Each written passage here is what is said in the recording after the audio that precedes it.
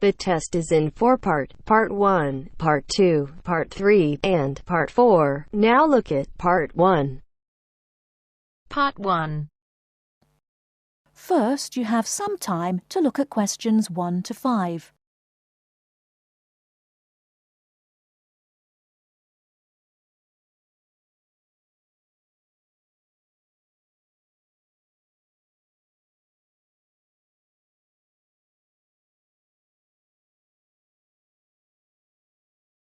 Now we shall begin. You should answer the questions as you listen, because you will not hear the recording a second time. Listen carefully and answer questions 1 to 5. Kingsbury College, can I help you? Oh, hello. I'm ringing to find out about one of your courses. Yes. Is that a daytime or an evening course? Evening. Right. I'll just get a few details from you, if I may. Fine. Could I have your full name, first of all? It's Peter Wright. That's W-R-I-G-H-T. OK. And I don't need to know your exact age, but can you tell me which of these age groups you belong to?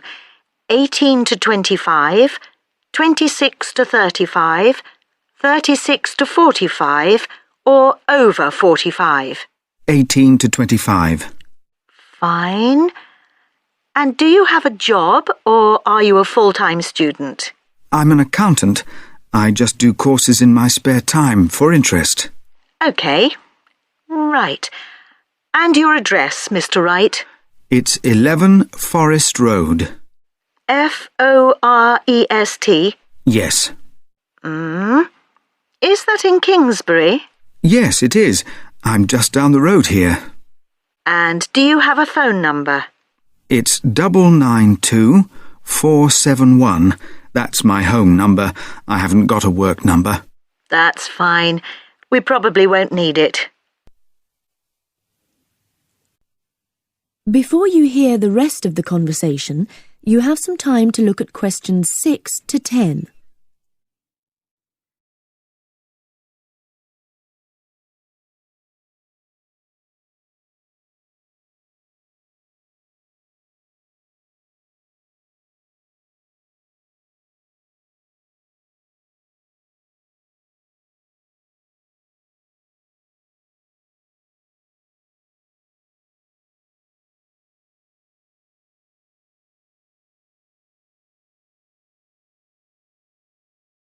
Now listen and answer questions 6 to 10. Now, you want to register for a course. Yes, cookery. Do you happen to know the exact title of the course? We've got Thai cookery on Wednesdays, or Mexican cookery on Fridays, or... Mexican. I'd like to do both, but I'm busy on Wednesdays. OK. Well, you can always do the other one next term, I suppose. Now, do you know when it begins? Is it the 26th of March? That's right. And it's £45 in total. That's including the ingredients. How would you like to pay? Card? Cash? Can I send a cheque? You can, yes, as long as it arrives at least 1 week before the start of the course. OK. And I'll just give you a reference number. If you could make a note of it and write it on the back. Yes? It's CZ943. Yes, got that. Good. Well, there's just one last question. Do you have any special requirements that I should make a note of? Yes, there is one thing. I use a wheelchair. Right, so you need to have access for that. OK. Don't worry, your room is on the ground floor and I'll make sure there are no steps involved. We can always put a ramp in. Thanks. So, we look forward to seeing you on the 26th of March. That is the end of Part 1. You now have half a minute to check your answers.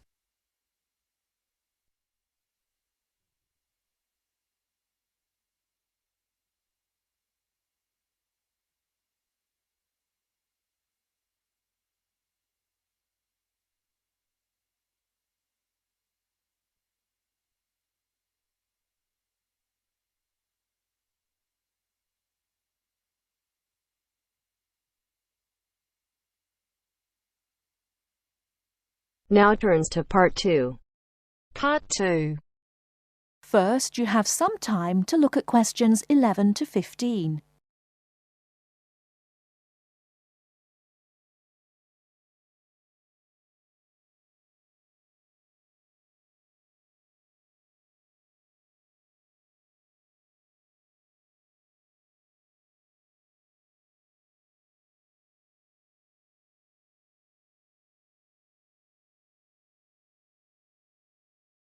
Now, listen carefully and answer questions 11 to 15. The Airbus A380 is a revolution in aircraft technology. Today I have as my guest Mr. James Carr, who worked on the project. Mr. Carr, when did you start working on the Airbus A380? I started working on the A380 project at the beginning of 2003, about a year after the first real construction began, although work on the plane began in 2000. Can you tell us something about the plane? It is the biggest passenger jet in the world, with a capacity of 550 to 600 seats. It is over 24 metres high and has a wingspan of around 80 metres. It has 20 wheels and weighs 421 tonnes without passengers, and has a range of 14,800 kilometres. What exactly did your job involve? Were you working on the fuselage? No, I was working on the wing assembly at Broughton in North Wales. The fuselage and tail fins were made in Germany and Spain, and the final assembly took place in Toulouse, France. My job was to work on the computer-controlled wing panel assembly machines. These wing panels are not just sheets of metal, but have reinforcing stringers, which are long pieces of metal running along their length. The stringers are needed for strength. For the A380, Airbus invested heavily in automated machinery to fit these. The wing panel assembly machines cost around $12 million each, and there are now 6 of them. The machines required control programs to operate them, which told them where to go and what to do. I was responsible for the control programs. How many people were working on the wing assembly? It involved around 1,000 people, but this was a small percentage of the total, and they weren't all working at Broughton. Before the wing assembly took place, the wing had to be designed. This required massive amounts of research. The wing must be strong enough, but the weight must be kept to a minimum for safe takeoff and landing. The takeoff speeds for large aircraft can exceed 330 kilometres per hour. What was the factory at West Broughton like? Very big. The part I worked in was as high as a 6- or 7-storey building. On some days there were clouds inside the main building. There were other buildings, offices and departments inside the main buildings. Workers used bicycles, trucks and vans to get around inside. The building is the size of 6.5 football pitches. How did you test the wing? The wings went through several tests to confirm design and stress predictions. For the new aircraft, we tested one set of wings to destruction to find the strength. In other words, we completely destroyed the wing. We used another set of wings for fatigue testing. Fatigue testing is where we move the wings up and down repeatedly over a long period to check that they perform well and that no cracks appear. There were also test aircraft that pilots flew to check flying performance, fuel economy, loading and safety. How did you feel when the first plane was finished? The A380 is the most significant commercial aerospace project in over 30 years, and so it was good to be involved with something so important. On the 27th of April 2005, we watched as the A380 test aircraft flew for the first time, and there was a real sense of achievement. Did you have any problems during the construction? We didn't attempt a project of this size without expecting some problems. The whole thing was a problem-solving challenge from start to finish. Nothing was predictable. For example, while we were developing the programs, the robots nearly put holes in the wrong place and we had to start again. All these problems cost the company millions of dollars along the way. How much did the whole project cost? I would guess it cost around £8.4 billion or 12.6 billion euros. Thanks for talking to us, Mr. Carr. Not at all.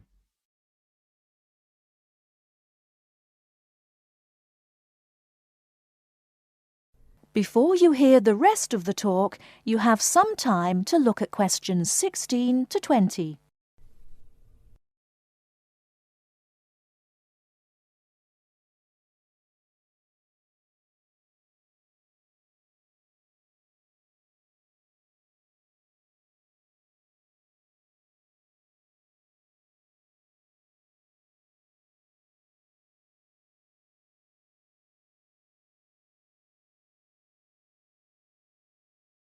Now listen and answer questions 16 to 20. Welcome to Eurostar International Customer Relations. For English, please press 1. Thanks. Your call will now be placed in a queue and answered as soon as an agent becomes available.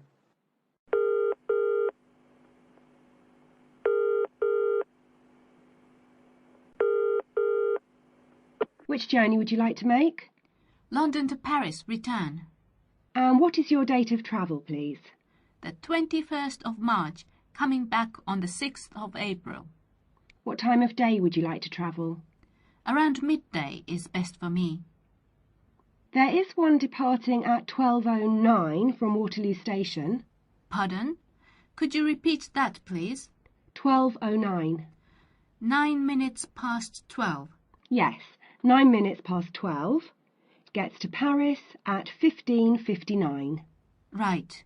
I need to check the times of the trains coming back as well on the 6th of April. The latest I can get back to Waterloo is 9:15 p.m.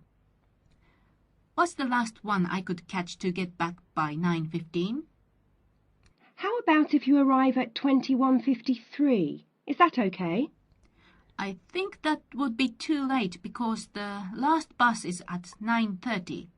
Could you give me the one before that, please? Yes, I'll give you that. 1919 from Paris arrives London at 20:54. Sorry, what time was that from Paris? 1919. 19 minutes past 7. Sorry, I'm getting a bit mixed up. Could you run that by me again? Yes, of course. The train departs from Paris at 1919 and it arrives in London at 20:54. Got that. That will be fine. I'll need 2 tickets. Can we get a discount with our I6 student cards? Yes, of course. If you are under 26, you can get a discount making the price £59 for the round trip. I'm afraid I didn't quite catch that. Could you say it again? £59 for each return ticket, subject to availability. All right. Well, please could you book those now? Yes. How would you like to pay? I'll pay with my Visa card. Could you give me the name on the card and the number, please?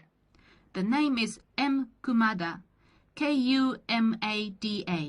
The number is 492989357321. Can I repeat that back to you? M. Kumada, 492989357321. That's correct. And what's the expiry date on the card? It's 0707. 0707. Thank you, that's fine. Would you like the tickets to be sent by post, or will you pick them up at the check-in at Waterloo? We'll pick them up at the check-in. Please remember to bring proof of your age with you when you travel. Just one more thing, please. I am from Japan, and my friend is Chinese. Do we need visas to travel in Europe? I'm afraid I don't know. You'll need to contact the embassies of the countries you're going to. All of them? Oh dear. Thank you for your call. Goodbye. Goodbye. That is the end of part 2. You now have half a minute to check your answers.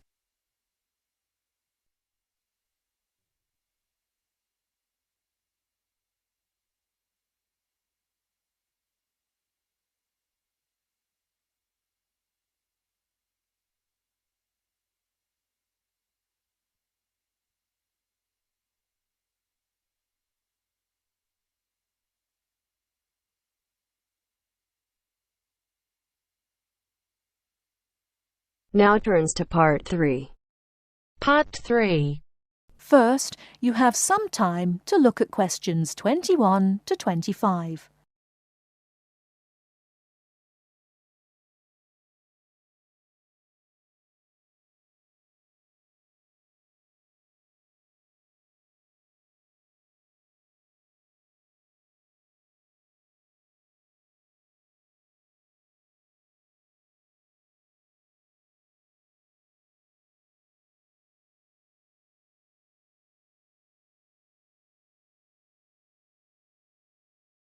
Now listen carefully and answer questions 21 to 25.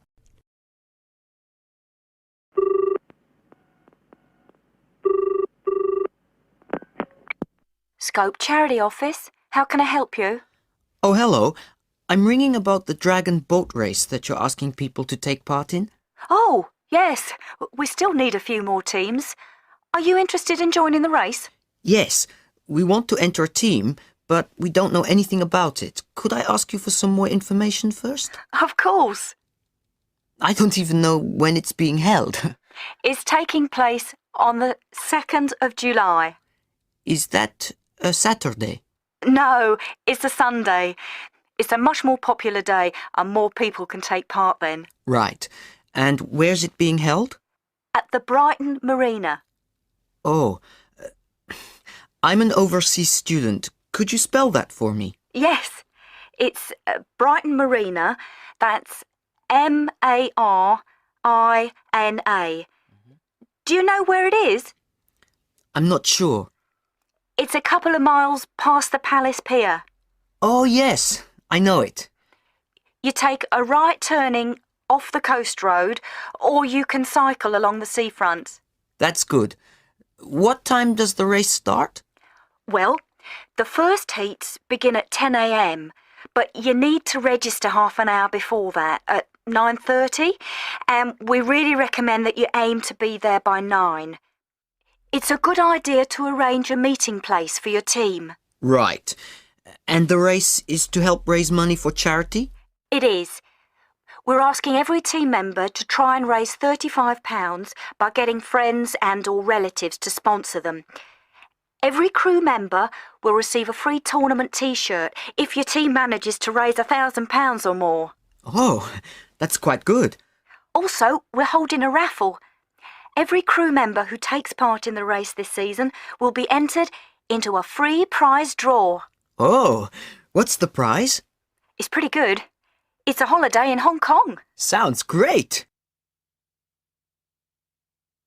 The man asks for more information. Before you hear the rest of the talk, you have some time to look at questions 26 to 30.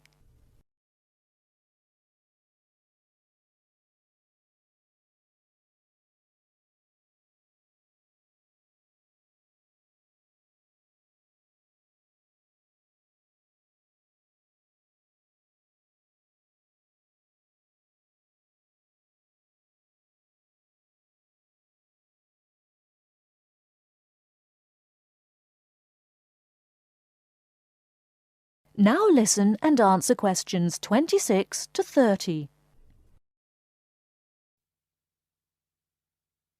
Is there anything else you need to know? Could you just tell me a little bit more about the teams? Well, you need to have a crew of 20 people for your dragon boat, and you then need to agree on who's going to be the team captain. That will probably be you. Fine. I've got a group of 20 people who are interested. Do all the team members have to be a certain age? Well, there's no age limit as such, but if you have a team member who's under 18, then they have to get their parents' permission to take part. Yes, that makes sense. It isn't dangerous, but we do have boats that turn over in the water, and for that reason we need to insist that everyone wears a life jacket as well. And you can hire life jackets from us when your team arrives. What do you advise people to wear? Well, most people wear a T-shirt, shorts and trainers. I certainly wouldn't recommend that you wear jeans or boots. In fact, it's a very good idea to bring some spare clothes. Okay. It can get quite cold and wet if the weather's bad, and there's quite a bit of hanging around, especially if you qualify for the semi-finals or the final. I see what you mean. Have you got a name for your team? Oh, not yet, no. Well, you need to decide on one and then put it on the entrance form, which I'll send you. Oh, okay. So, if you'd like to give me your address, I'll be happy to send details first class. That is the end of part 3. You now have half a minute to check your answers.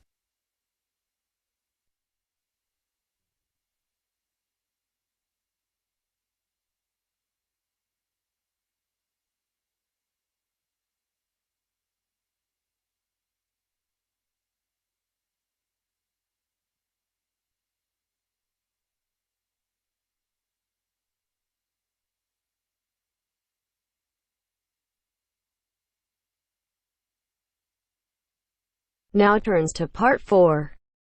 Part 4. You will hear part of a lecture about trumpets. First, you have some time to look at questions 31 to 40.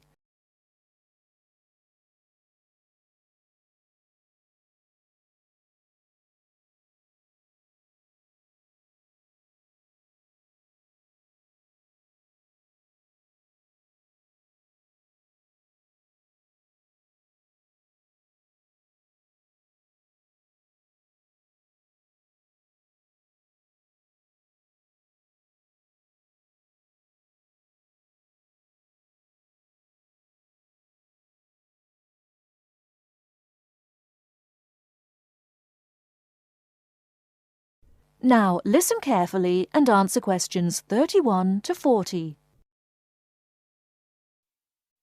The trumpet is quite a remarkable instrument. Take the B-flat type, for instance, the kind of trumpet most people use today. If we stretched one out in a straight line, it would measure nearly 140 centimeters in length. What we see in the diagram, then, is a very long brass tube wrapped around itself in order to save space. To produce its characteristic sound, the musician blows continuously into the small metal cup on the left called the mouthpiece, which is shaped to fit the lips. The air travels along the lead pipe and round the tuning slide, which can be moved in or out to change the instrument's pitch. The air then reaches the feature that distinguishes the trumpet from, for instance, a bugle, the 3 valves that extend from above the top to below the bottom of the instrument. Each valve can send the airflow one of 2 ways, either along the main pipe, the shortest route, or else into an extra length of tube, thus lowering the pitch of the sound being played. The musician does this by pressing one of the finger buttons at the top, diverting the air into the first tube if the first is pressed, into the second and shortest by using the second, or into the longest one, the third, by pressing number 3. The air then continues its way round the bend in the lead pipe and along to the end at the widest part of the body, known as the bell, which projects the powerful sound forwards. Incidentally, all this breath forced through the metal of the instrument does of course contain water vapor, and this will start to condense and form droplets after a certain amount of playing. The result is a gurgling sound from the trumpet, so to avoid this, there is a device on the tuning slide called the water key, which when pressed lets the water drip out.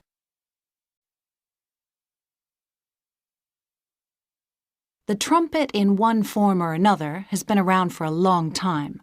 The earliest type we have actual proof of was a short, straight instrument used with marching soldiers by the ancient Egyptians' 18th dynasty, which makes it 3,500 years old, although other cultures in China and Peru certainly had something similar very early on. This use of the trumpet in military contexts, as well as at ceremonial occasions, was to continue through the times of the ancient Greeks and Romans, but it wasn't until the 17th century that it became a genuinely popular instrument, at least in the West. At the beginning of the 18th century, it was finally accepted as part of the typical orchestra, and the addition of valves in the 19th century, making it much more versatile, consolidated its position as a major orchestral instrument. Nowadays, the sound of the trumpet, which is of course both loud and clear, means that for many pieces it is used to lead the brass section of the orchestra. This sound and its versatility have helped extend its use to other forms of music such as jazz and pop, but there is another very practical reason for its widespread popularity. In comparison with many others, such as the tuba, the cello, or even the trombone, it is a fairly small instrument that can easily be transported and played just about anywhere. The downside of all this popularity, though, is that as everyone wants to be a trumpeter, it can be difficult for the young musician looking for work to find a vacancy. As a result, it's often the case that quite a few of the French horn players in a modern orchestra actually began their musical careers as trumpet players. That is the end of part 4. You now have half a minute to check your answers.